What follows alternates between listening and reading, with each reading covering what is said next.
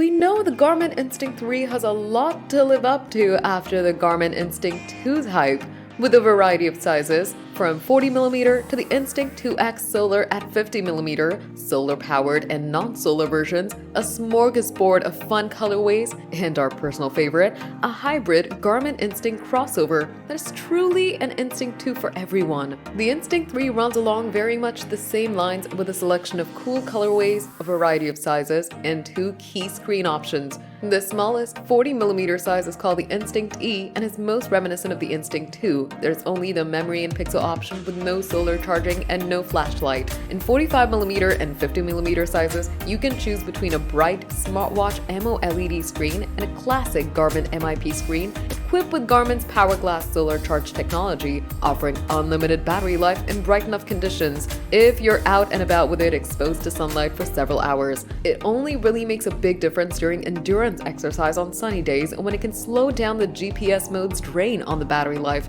but it's nice to have. The Instinct 3 has handled all the training with accuracy and was as intuitive to use as the Instinct 2. It was easy for us to replace our daily Instinct crossover with this with barely 3 minutes of setup. Overall, as a pre-existing Instinct fan, we love it. It's fast, it's bright, it looks fun, and most importantly, it's useful. Yes, it's chunky and plasticky, and if you don't like the old design, you won't like this one either.